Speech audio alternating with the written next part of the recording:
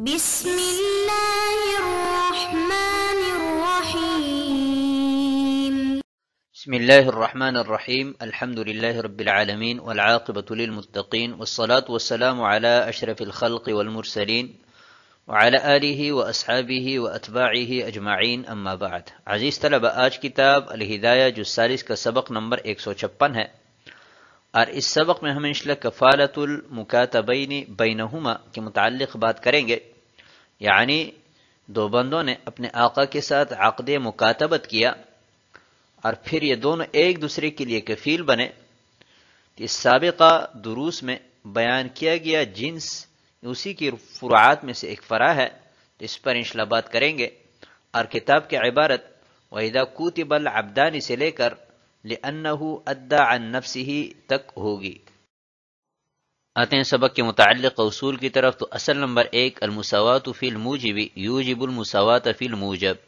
کہ موجب میں برابری یہ موجب میں برابری کو واجب کرتا ہے. اصل نمبر 2، لا معارضۃ بینہما بین ما هو ثابت اصالۃ و بین ما هو ثبت تبعا، کہ ہر وہ چیز کہ جو اصالتاً ثابت ہو وہ معارض نہیں بن سکتی اس چیز کے کہ جو تبعاً ثابت ہو. اصل نمبر 3، اثبات الشیء علی وجہ یستلزم نقضہ باطل، کہ کسی چیز کو اس طرح ثابت کرنا کہ اس کے اس بات سے اس کا ٹوٹنا لازم آئے تو یہ ایسا اس بات باطل ہے. اصل نمبر 4، المفاوضۃ تضمن الکفالۃ والوکالہ، کہ شرکت مفاوضہ یہ متضمن ہے کفالہ اور وکالت دونوں کو. آتے ہیں کتاب کی عبارت کی طرف. قال وَإِذَا كُوتِبَ الْعَبْدَانِ كِتَابَةً وَاحِدَةً وَكُلُّ وَاحِدٍ مِّنْهُمَا كَفِيلٌ عَنْ صَاحِبِهِ فَكُلُّ شَيْءٍ أَدَّاهُ أَحَدُهُمَا رَجَعَ عَلَى صَاحِبِهِ بِنِصْفِهِ، ووجهه أن هذا العقد جائز استحسانا، وطريقه أن يجعل كل واحد منهما أصيلا في حق وجوب الألف عليه، فيكون عتقهما معلقا بأدائه، ويجعل كفيلا بالألف في حق صاحبه، وسنذكره في كتاب المكاتب إن شاء الله تعالى. وإذا عرف ذلك فما أداه أحدهما رجع بنصفه على صاحبه لاستوائهما، ولو رجع بالكل لا تتحقق المساواة. اور جب ایک ہی عقد کتابت کے تحت دو غلاموں کو مکاتب بنایا گیا اور ہر ایک دوسرے کی طرف سے کفیل ہو، تو ہر وہ چیز جو ان دونوں میں سے ایک ادا کرے گا اس کے نصف پر دوسرے پر رجوع کرے گا. اور وجہ اس کی یہ ہے کہ یہ عقد استحساناً جائز ہے، اور طریقہ اس کا یہ ہے کہ ان میں سے ہر ایک کو اس پر واجب 1000 کے حق میں اصیل بنا دیا جائے گا. پس ان دونوں کا آزاد ہونا 1000 کے ساتھ معلق ہوگا اور اپنے صاحب کے حق میں کفیل قرار دیا جائے گا. اور اس کو انشاءاللہ ہم کتاب المکاتب میں ذکر کریں گے. اور جب یہ معلوم ہوا تو ان دونوں میں سے ایک جو بھی ادا کرے گا اس کے نصف پر اپنے صاحب پر رجوع کرے گا دونوں کے برابر ہونے کی وجہ سے، اور اگر کل پر رجوع کیا تو مساوات متحقق نہیں ہوگی. وَإِذَا كُوتِبَ الْعَبْدَانِ كِتَابَةً وَاحِدَةً، اس عبارت میں مسئلہ بیان کیا گیا ہے کہ ایک شخص نے اپنے دو غلاموں کو ایک ہی عقد کتابت کے تحت مکاتب بنایا. یعنی یہ کہا کہ آپ دونوں جب 1000 سال بعد ادا کر دیں گے تو آپ دونوں آزاد ہیں. اور پھر عبدین میں سے ہر ایک دوسرے کے لیے کفیل بنا، تو یہ معاملہ جائز ہے کہ ناجائز ہے؟ تو یہ مسئلہ مختلف فی ہے احناف اور ائمہ ثلاثہ کے مابین. احناف نے استحسان پر اخذ کیا ہے اور جواز کے قائل ہے، اور ائمہ ثلاثہ نے قیاس پر اخذ کر کے عدم جواز کا قول کیا ہے. ائمہ ثلاثہ نے قیاس پر اخذ کیا ہے اور قیاس کی وجہ سے عدم جواز کے قائل ہے. تو وجہ قیاس یہ ہے کہ صحت کفالہ کے لیے دین صحیح کا ہونا ضروری ہے،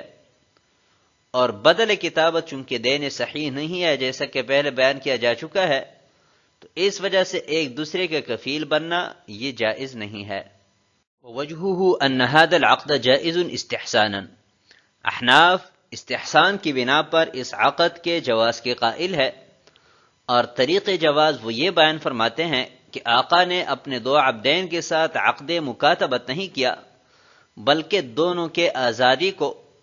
1000 کی ادائیگی پر معلق کیا ہے. تو 1000 ادا کرنا ہر ایک پر اصالتاً واجب ہے، نہ کہ کفالتاً۔ تو جب عقد مکاتبت کی نفی کی گئی اور ان کے عتق کو 1000 کے ساتھ معلق کیا گیا ہے تو یہ 2 ہے، تو 1000 کو ان 2 پر برابر سرابر تقسیم کیا جائے گا۔ لہذا ان دونوں میں سے ایک جب ادائیگی کرے گا، مثلا ایک نے 1000 ادا کر دیے، تو ابھی 500 اس کی طرف سے ہوگا، اور 500 چونکہ اپنے صاحب سے نائب بن کر اس نے ادا کیے ہیں، لہذا اس 500 پر وہ اپنے صاحب پر رجوع کر لے گا۔ وَلَوْ رَجَعَ بِالْكُلِّ لَا تَتَحَقَّقُ الْمُسَاوَاةُ، یعنی جس نے 1000 روپے ادا کر دیے ہیں، اگر اپنے صاحب پر کل پر رجوع کرے گا کہ آپ مجھے 1000 پورے دے دیں، مساوات متحقق نہیں ہوگی، اس لیے دونوں پر برابر سرابر تقسیم کیا گیا۔ آتے ہیں اگلی عبارت کی طرف، قال وَلَوْ لَمْ يُؤَدِّيَا شَيْئًا حَتَّى أَعْتَقَ الْمَوْلَى أَحَدَهُمَا جَازَ الْعِتْقُ لِمُصَادَفَتِهِ مِلْكَهُ وَبَرِئَ عَنِ النِّصْفِ لِأَنَّهُ مَا رَضِيَ بِالْتِزَامِ الْمَالِ إِلَّا لِيَكُونَ الْمَالُ وَسِيلَةً إِلَى الْعِتْقِ وَمَا بَقِيَ وَسِيلَةً فَيَسْقُطُ وَيَبْقَى النِّصْفُ عَلَى الْآخَرِ لِأَنَّ الْمَالَ فِي الْحَقِيقَةِ مُقَابَلٌ بِرَقَبَتِهِمَا وَإِنَّمَا جُعِلَ عَلَى كُلِّ وَاحِدٍ مِّنْهُمَا احْتِيَاطًا لِتَصْحِيحِ الضَّمَانِ وَإِذَا جَاءَ الْعِتْقُ اسْتُغْنِيَ عَنْهُ فَاعْتُبِرَ مُقَابَلًا بِرَقَبَتِهِمَا فَلِهَذَا يَتَنَصَّفُ۔ اور اگر دونوں نے کچھ ادا نہیں کیا، یہاں تک کہ مولا نے دونوں میں سے ایک کو آزاد کیا، تو عتق جائز ہے، کیونکہ عتق نے مولا کی ملکیت کو پا لیا ہے اور وہ نصف سے بری ہوگا، اس لیے کہ وہ مال لازم کرنے پر راضی نہیں ہوا مگر یہ کہ مال اس کی آزادی کا وسیلہ بنے، اور وہ وسیلہ نہیں رہا، پس وہ ساقط ہو جائے گا، اور دوسرے پر نصف باقی رہے گا، اس لیے کہ مال دونوں کے مقابلہ میں ہے، اور زمان کی صحیح کرنے کے لیے حیلہ کے طور پر دونوں میں سے ہر ایک پر مقرر کیا تھا، اور جب آزادی متحقق ہوئی تو اس سے یعنی حیلہ سے استغنا حاصل ہوا، پس مال دونوں کے مقابلہ میں کیا گیا، اور اسی وجہ سے آدھا آدھا ہو جائے گا۔ وَلَوْ لَمْ يُؤَدِّيَا شَيْئًا، ذکر کردہ صورت میں یعنی آقا نے جب اپنے 2 عبدین کی آزادی کو 1000 کی ادائیگی پر معلق کیا تھا، تو ادائیگی سے پہلے پہلے اگر ایک عبد کو آزاد کرتا ہے تو یہ آزاد کرنا جائز ہے، کیونکہ جب تک ادائیگی نہیں ہوئی ہے تب تک آقا کی ملکیت برقرار ہے، اور اپنی ملکیت میں تصرف کرنے کا ہر کوئی مجاز ہے، لہٰذا یہ آزادی جائز ہوگی۔ وَبَرِئَ عَنِ النِّصْفِ، آزاد کردہ غلام جو ہے یہ نصف سے بری ہو جائے گا، یعنی 500 اس کو ادا نہیں کرنے پڑیں گے، کیونکہ اس نے مال کا التزام اپنے آپ کے اوپر اس لیے کیا تھا تاکہ مال کی ادائیگی اس کی آزادی کا وسیلہ بنے، تو جب وہ آزاد کر دیا گیا تو اس کی آزادی کے لیے وسیلہ کی ضرورت نہیں رہی، لہٰذا یہ 500 اس کے ذمہ سے ساقط ہو جائیں گے۔ وَيَبْقَى النِّصْفُ عَلَى الْآخَرِ، اور دوسرے عبد نے بھی چونکہ حصول عتق کے لیے التزام مال کیا تھا تو اس کو عتق حاصل نہیں ہوا ہے، لہذا مال کا مطالبہ اس پر برقرار رہے گا۔ لأن المال فی الحقیقت مقابل برقبتہما، ذہن میں ایک سوال پیدا ہوتا ہے کہ گزشتہ مسئلہ میں آپ حضرات نے ہر ایک عبد پر 1000 لازم کیا تھا، اور یہاں پر تقسیم کر دیا، 500 سے ایک کو بری کر دیا اور دوسرے کے ذمہ 500 لازم کر دیے، اور حالانکہ یہاں پر بھی دوسرے پر 1000 لازم آنے چاہیے تھے۔ تو اس کا جواب صاحب ہدایہ نے یہ دیا ہے کہ گزشتہ مسئلے میں مکاتب کا کفیل بننا جائز نہیں تھا، تو اس عقد کے جواز کے لیے حیلتاً ہم نے ہر ایک کی ذمہ 1000 لازم کیا تھا، یہاں پر جب ایک غلام کو آزاد کر دیا گیا تو حیلہ کی ضرورت نہیں رہی،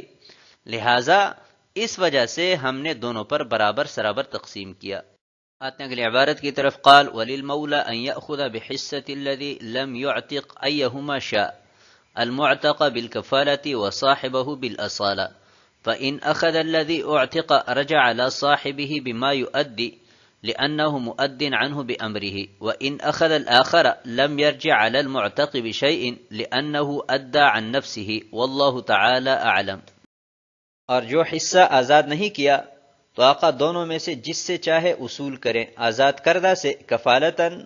اور اس کے صاحب سے اصالتاً،